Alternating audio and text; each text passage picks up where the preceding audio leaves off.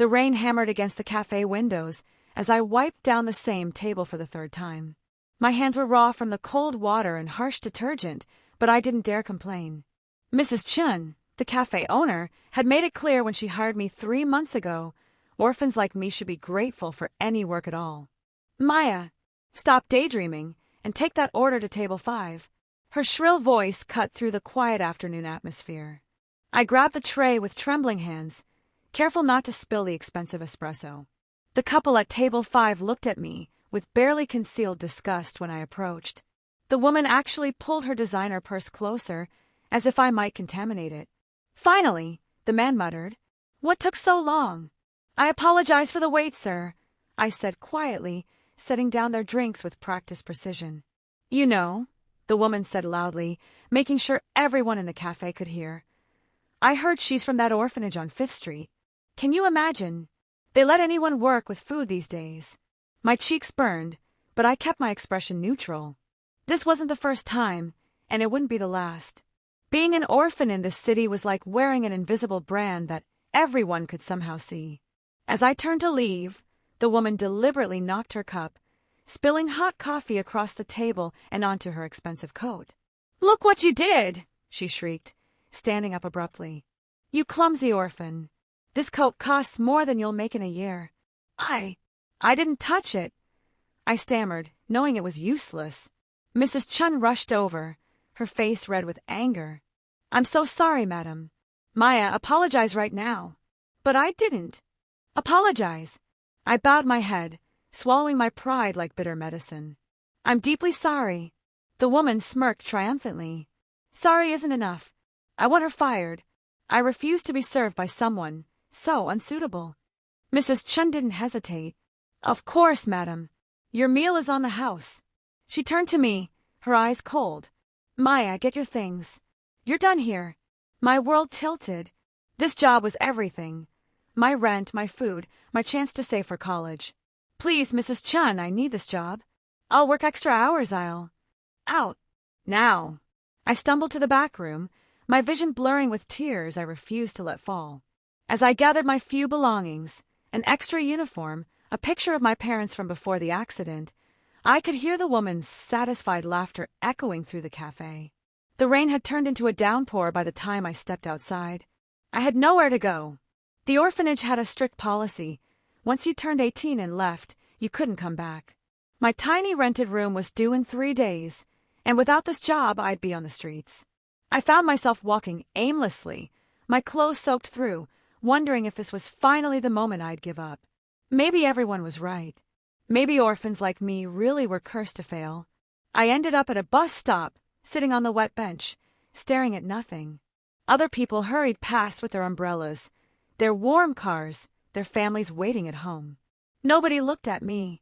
To them, I was invisible, just another piece of a city's unfortunate landscape. "Excuse me, miss?" I looked up to see 2 young men standing before me. They were both tall, impeccably dressed in expensive suits despite the rain. The older one, probably in his late 20s, had sharp, intelligent eyes. The younger one, maybe 24, had a softer expression, concern evident on his handsome face. "Are you all right?" the younger one asked, holding an umbrella over me. "You're soaking wet." I quickly stood up, automatically bowing. Years at the orphanage had taught me to show respect to people who clearly came from money. "I'm fine, thank you." "You don't look fine," the older one said, his voice gentle but firm. "What's your name?" Something about the way he asked, not demanding, but genuinely concerned, made me answer truthfully. "Maya. Maya Chun." The 2 brothers exchanged a significant glance, and the younger one's eyes widened. "Maya Chun? From the 5th Street orphanage." My stomach dropped. Here it comes, I thought. The judgment, the rejection. But instead, the older brother smiled, a warm, genuine smile that reached his eyes. "We've been looking for you. Our father asked us to take care of you today." I stared at them in confusion. "Your father? I don't understand. There must be some mistake. I don't know anyone who." 12 years ago," the older one interrupted softly, "there was a car accident on Highway 7. A family of 3. The parents died, but their daughter survived." My breath caught in my throat. That was my accident. The one that took everything from me. Another car was involved, he continued. The driver had a heart attack. He survived, but he's never forgotten that night. Never forgotten the little girl who lost everything because of circumstances beyond anyone's control. Our father, the younger brother added, his voice thick with emotion, has been searching for you ever since. He wanted to help, to make things right, but you disappeared into the foster system.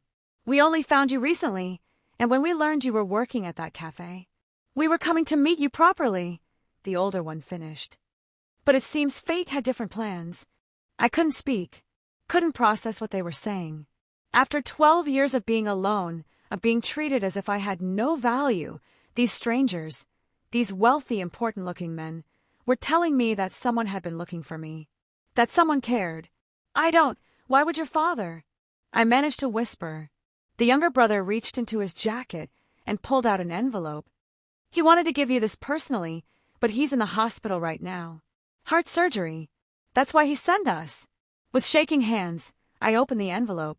Inside was a letter, written in careful, elegant handwriting. Dear Maya, you don't know me, but I have thought about you every single day for 12 years. I am the man whose heart attack caused the accident that took your parents from you. I know I can never bring them back, and I know I can never truly make amends for the pain you've suffered. But please, let me try to give you the life your parents would have wanted for you. I have set up a trust fund in your name. I have arranged for your education, for a home, for everything you'll need to build the future you deserve. This isn't charity. It's a debt I owe to the family I inadvertently destroyed. My sons, Daniel and Lucas, will help you with everything. Please, don't refuse this. Let an old man's guilt become your new beginning. With deepest regret and hope, James Morrison. I read the letter twice, 3 times, tears streaming down my face. This can't be real, I whispered. Things like this don't happen to people like me. Daniel, the older brother, gently placed a hand on my shoulder. Things like this happen to people who deserve them, Maya. And you deserve so much more than what life has given you so far. Lucas, the younger brother, crouched down to meet my eyes. We know this is overwhelming. We know you have no reason to trust us. But please, come with us. Let us show you what our Father has prepared. If you don't want it, if you want to walk away, you can. No strings attached. I looked between the two of them, these strangers who somehow felt like answered prayers. Part of me wanted to refuse, to maintain my independence, to prove that I didn't need anyone's pity. But a larger part of me, the part that had been fighting alone for so long, was so tired of fighting. Okay, I whispered. I'll come. The Morrison family estate was like something out of a movie. As Daniel drove through the gates in his sleek black car, I pressed my face against the window, unable to believe what I was seeing. Manicured gardens, a fountain, and a house, no, a mansion, that seemed to stretch endlessly. This is where you live? I asked incredulously. Lucas, sitting in the back seat with me, chuckled. It's just a house, Maya. A bit big, maybe, but it's home. And now, if you'll accept it, it can be your home, too. The housekeeper, Mrs. Park, greeted us at the door with warm eyes and a gentle smile. Unlike Mrs. Chun at the cafe, she looked at me with kindness, not judgment. Miss Maya, she said softly, bowing slightly. We've prepared a room for you. Would you like to rest and change into dry clothes? The bedroom they showed me was larger than my entire apartment. The bed was enormous, covered in soft white linens. There was a desk, a bookshelf filled with new books, and a closet full of clothes in my exact size. How did you? I started to ask. Father wanted to be prepared, Daniel explained. We've been planning this for weeks. Everything here is yours, Maya. No conditions, no expectations. Page 6. After they left me alone to change and rest, I sank onto the bed and finally let myself cry, really cry, for the first time in years. But these weren't tears of despair. They were tears of relief, of disbelief, of hope I'd almost forgotten how to feel. Later that evening, Daniel and Lucas took me to the hospital to meet their father. James Morrison was in a private room, connected to various monitors, but smiling warmly when we entered. Maya, he breathed, his eyes filling with tears. You look so much like your mother. I remember her from that night. She used your last breath to beg someone to save you. I approached his bedside slowly. This man, whose heart attack had inadvertently caused the crash that killed my parents, looked so frail, so full of regret. "I don't blame you," I found myself saying, surprising even myself. "It was an accident. My parents wouldn't want you to carry this guilt." He reached for my hand with trembling fingers. "Your forgiveness means more than you know. But please, let me do this. Let me help you build the life they would have wanted for you." Over the following weeks, I learned what it meant to be part of a family again. Daniel took me to enroll in the university program I dreamed of but could never afford. Lucas taught me about the family business, insisting I had a sharp mind that deserved development. Mrs. Park cooked my favorite meals and listened to my stories about life in the orphanage without pity, just empathy. But the most surprising thing was the brothers themselves. Despite their wealth and status, they treated me not as a charity case, but as an equal, a sister.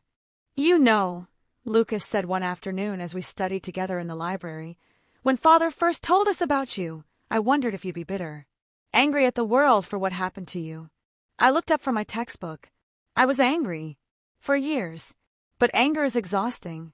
"You're stronger than you realize, Maya," he said seriously. "Most people would have broken under what you went through." Daniel, who had just entered the room, added, "That's exactly what Father said. He told us, that girl survived when everything was taken from her. She worked hard, stayed honest, never gave up. That's the kind of person worth helping, someone who will use a second chance to build something beautiful." Their words touched something deep inside me. For the first time, I saw my struggle not as a weakness or a curse, but as evidence of strength I hadn't recognized. One day, about 2 months after moving in, we ran into Mrs. Chun and the woman from the café. They were at an upscale restaurant where Daniel had taken me for lunch. Mrs. Chen's eyes widened in recognition, then narrowed in confusion as she took in my appearance, the elegant dress Lucas had helped me pick out, the confident way I carried myself, the expensive restaurant. "Maya," she asked uncertainly, "what are you doing here?" Before I could respond, Daniel stepped forward. "She's having lunch with her family. Is there a problem?" The woman from the cafe paled as she recognized Daniel. Apparently, his family's company was one of the city's largest employers. "Mr. Morrison, I didn't realize. We didn't know. That the orphan you humiliated and got fired was under my family's protection?" Daniel's voice was ice. "That the girl you treated as less than human is actually one of the most remarkable people I've ever met." Mrs. Chin began apologizing profusely, but I held up my hand. "It's all right," I said calmly, surprised by my own composure. "You taught me an important lesson that day." "What lesson?" the woman asked nervously. "That a person's worth isn't determined by their circumstances. You looked at me and saw only an orphan, someone to be pitied or scorned. But I'm the same person now as I was then. The only thing that changed was your perception." Lucas placed a supportive hand on my shoulder. "Maya is starting university next month with a full scholarship, which she earned through her own merit, by the way. She's also joining our family's foundation, helping other kids from difficult backgrounds." I smiled, feeling truly happy for the first time in years. "I'm not angry at you," I told Mrs. Chun and the woman honestly. "You were just the catalyst that led me to where I needed to be." As we left the restaurant, Daniel turned to me with a proud smile. "That was incredibly gracious of you." "I learned it from your father," I replied. "He turned his guilt into generosity, his regret into action. That's the kind of person I want to be." 6 months later, I stood in James Morrison's hospital room as he recovered from his successful surgery. Daniel and Lucas were there too, along with Mrs. Park, who had become like a grandmother to me. "I have something to tell you all," I said, my voice strong and clear. "I've decided to change my major. I'm going to study social work." James smiled, his eyes bright. "Following your heart." "Following my parents' example," I corrected gently. They were both social workers. They dedicated their lives to helping people who had nothing. I want to honor them by doing the same. "And the trust fund?" Daniel asked. "I'm establishing a scholarship program for orphans who age out of the system, so they won't have to struggle like I did." Lucas laughed, shaking his head in admiration. "Of course you are. You're giving it all away." "Not all of it," I said with a smile. "I'm keeping enough to finish school and start my career. But the rest, I want to turn my pain into someone else's hope. Just like your father did for me. James reached for my hand, tears in his eyes. Your parents would be so proud of you, Maya. I think they are, I whispered. And I think they led me to you, to all of you, because they knew you'd help me become who I'm meant to be. As I looked around the room at these people who had become my family, I realized something profound. I had spent 12 years believing I was alone, that being an orphan meant being less than whole. But I had been wrong. Family isn't just about blood or shared history. It's about people who see your value when the world sees nothing. It's about second chances and forgiveness. It's about transforming tragedy into purpose. I was rejected for being an orphan. But 2 brothers walked into my life and showed me that my story wasn't ending, it was just beginning. And this time, I wasn't writing it alone.